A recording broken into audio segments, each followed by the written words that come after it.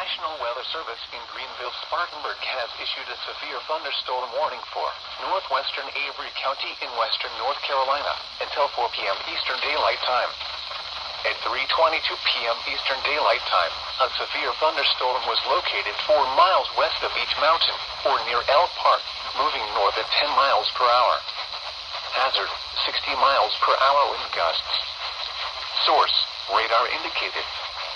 Impact, expect damage to trees and power lines. Locations impacted include Elk Park and Beach Mountain in Avery County.